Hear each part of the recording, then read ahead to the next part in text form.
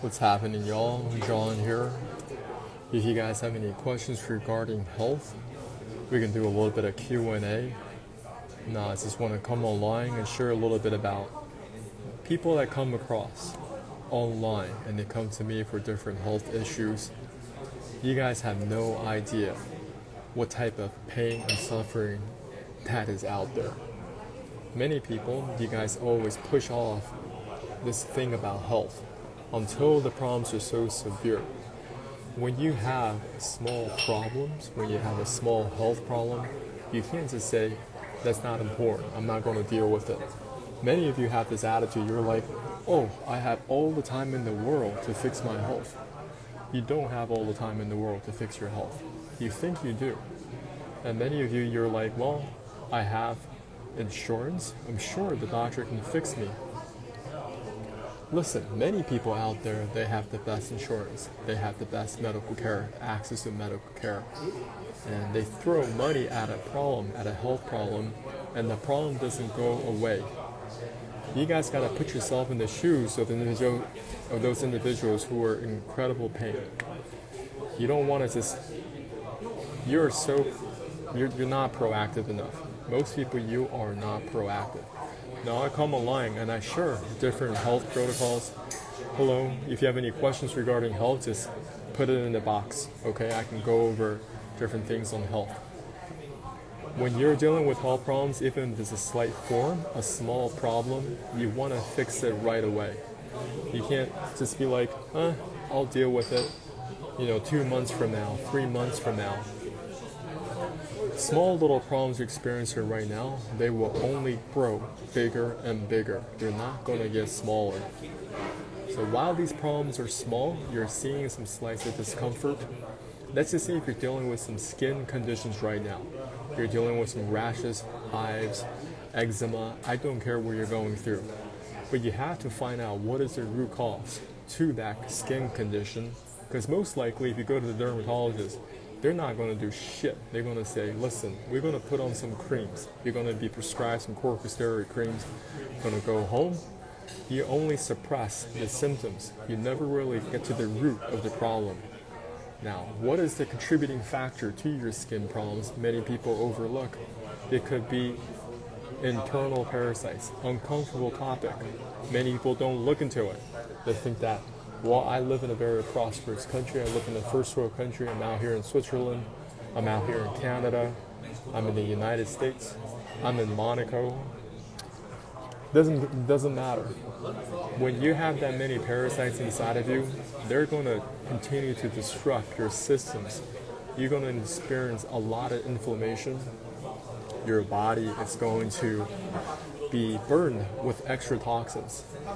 It multiplies, they multiply on top of you. They know how to do two things really well, right? They know how to survive, they know how to replicate. These parasites survive and replicate inside of you.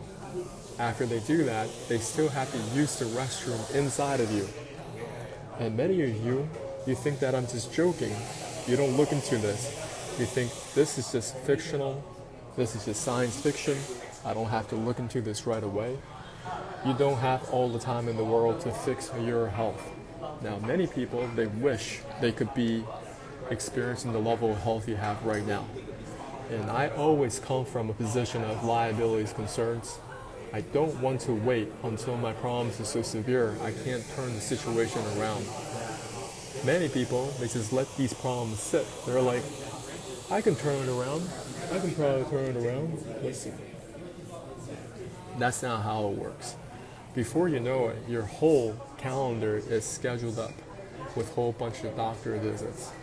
After those scheduled doctor visits, what are they going to do? They're going to spin you through on a whole bunch of medications. One day they can say, well, your digestive problem is this. Another day they can tell you your digestive problem is something else. Okay, so let's just go online and with the help of Grok, let's take a quick look what we can find. Okay, you're looking for keywords that are related to a particular keyword. Let's just say I'm asking Grok, I'm going to say, okay, give me 50 keywords related to proton pump inhibitors.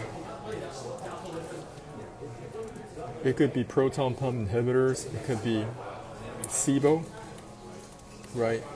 Chronic constipation. Let's take a quick look.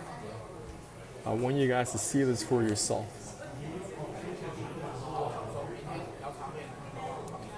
So when you're dealing with health problems, you have some guidance, because you can go back 50 times and they're still going to find something new for you. So the first two we're dealing with, these are medications. They can say we got an acid reflux, or you have GERD, gastroesophageal reflux disease. You have heartburn, stomach acid, gastritis, ulcers, H2 blockers, okay?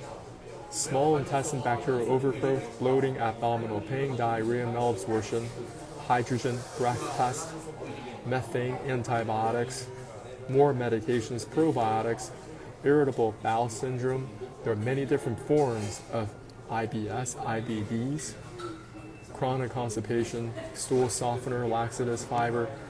And this is just a very partial list.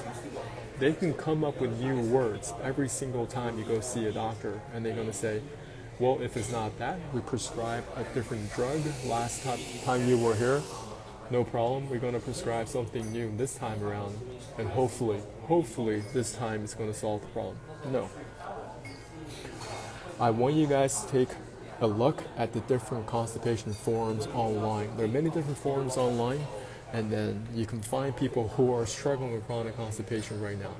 They've gone down to see the doctors. They've gone down to see different GI doctors. They went to see naturopathic doctors. They even tried acupressure, acupuncture. None of that stuff is working. You have to look at your body as a very long piece of pipework. You have to somehow first clean out this pipework comprehensively. That's your first goal. Your first goal is not to fix a whole bunch of ancillary things. If you can clean out the small and large intestines combined, you're going to have a much better chance recovering your health. Because many people, let's just say for years, you've been throwing down antibiotics, you've been throwing down these non-steroidal anti-inflammatory drugs, aspirin, ibuprofen, and now you're going to destroy your microbiome in the small and large intestines. You may have dealing with an ulcerative surface, and in that environment, your problems just going to persist. Could be diarrhea, bloody stools, persistent gas, bloating, whole sorts of different types of issues, right? Because you never really cleaned out this pipework comprehensively. Nobody really taught you how to get this done. So you're just going on one detour after the next. What the medical industrial complex offers is a series of detours and dead ends. You're going to do one thing, go see one GI doctor, prescribe a whole bunch of different things. After a couple of months, still not working, you may give up on this whole path, and they're going to say, I'm going to switch GI doctors. Many people do that. And they do another thing, and they do another thing, and they do another thing. I'm telling y'all, a lot of you are not in a place to be dealing with internal parasites. I know there are different posts online that says, oh, they're going to help you remove the heavy metals in your body.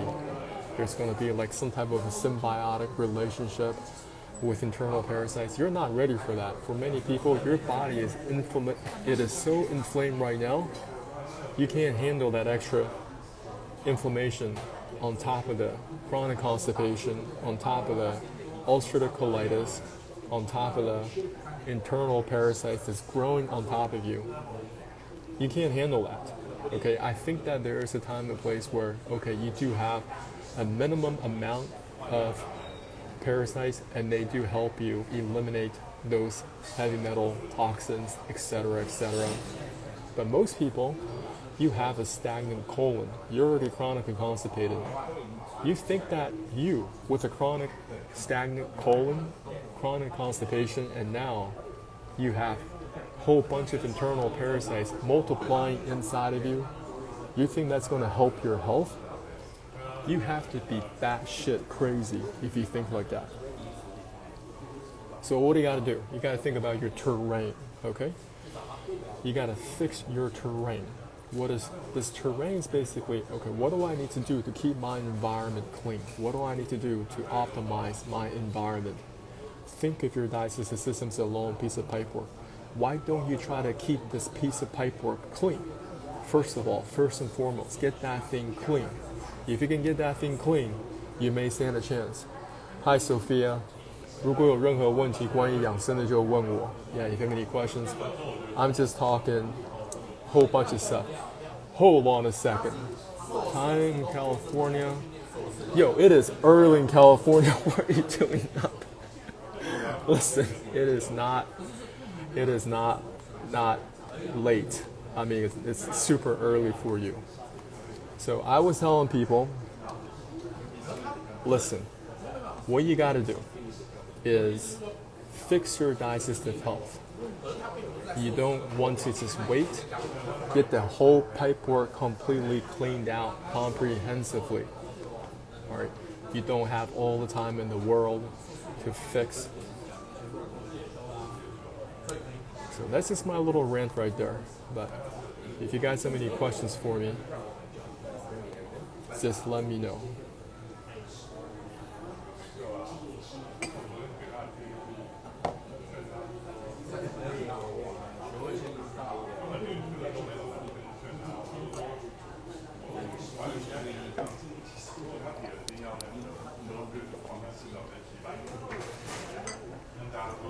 So as I work with different individuals online, the more I learn about the certain situation, the more I can learn to avert.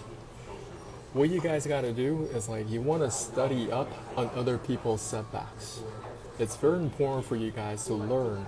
All right, some people have already gone down different paths where their health is failing. They tried a whole bunch of different things, but it's not working. And somehow you distance yourself away from that situation. You're like, this situation over here has nothing to do with me because I'm over here, they're over there. No, that has a lot to do with you, because if you don't recognize the early signs of health issues, you're going to join them down on that path. So you want to be paying attention to, all right, what type of medications are they currently on right now? What is their current stack? Okay, when we think about the word stack, we think about supplementation stack.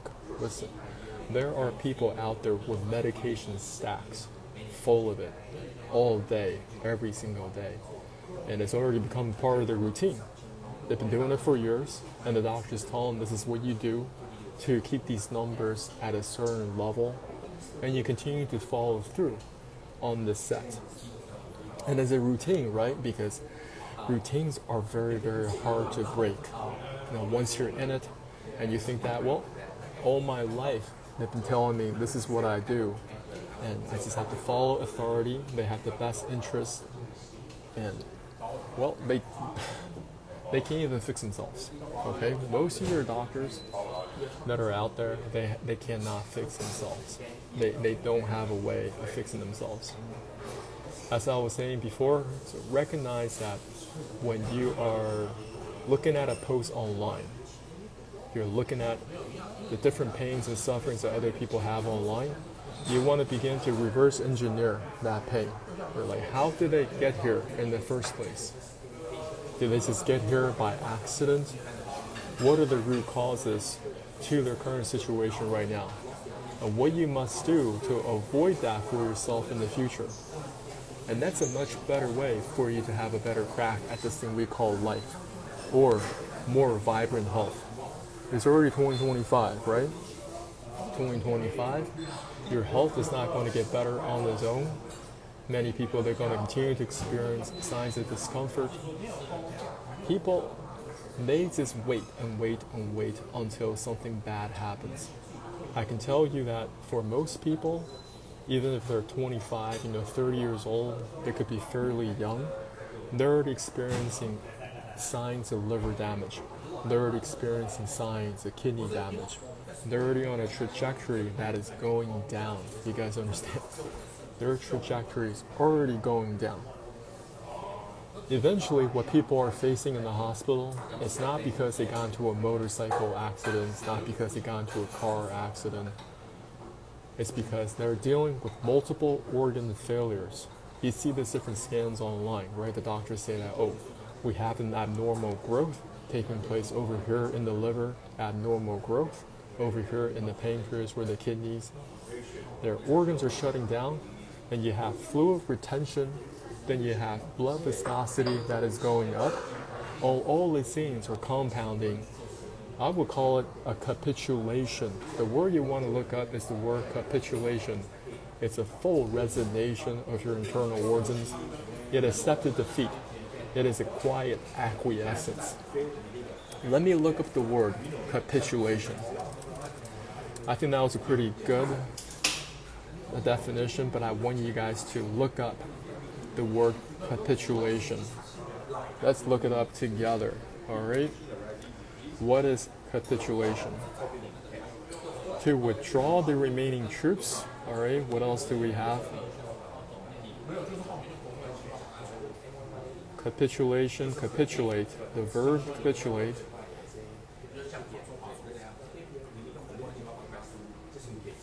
Capitulate, noun.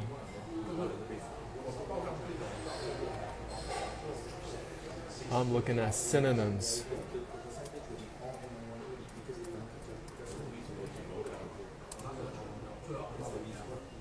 Capitulation, synonyms. It's a very important. Okay, here we go. So multiple organ failures, this is what's happening. Okay, to capitulate is to succumb, concede, bow out, to quit, to yield, to give in, to surrender, okay, to acquiesce, say uncle, throw in the towel, all right, relinquish, lose, cave in, fold, and these are terrible words nobody really wants to talk about. And when your organs are capitulating, what usually happens is that there's going to be some type of a cardiac event and you're going to flatline. That's what happens to a lot of people in the hospitals. It's multiple organ failures. At the end of the day, okay, these organs, they fail, and if you don't have a liver transplant, you don't have a kidney transplant, then it's game over. Now, recognizing that many people are going down that path, right? So what are you doing right now to reverse the tide? You can't be like, well, I don't care, I'm not going to fix this. You want to study the different stages of liver damage right now. You want to study the different stages of kidney damage right now. You can't be like, I'm going to deal with it when it happens. And that's the attitude most people have. Why don't you start learning about different stages of liver damage? Right? What can you do right now, today, or this week to improve the condition of your kidneys? Right? Changing your nutrition could be a great place to work. Over here, these are the different stages of liver damage. A healthy liver eventually is going to end up into a fatty liver. Then they're going to call it a liver fibrosis. Then it's going to be a liver cirrhosis. What can you do right now to reverse this trend? Because most people that go down this trend, as I discussed earlier, at the end of the day, people are not dying because they got into a motorcycle accident or a car accident. It's multiple organ failures.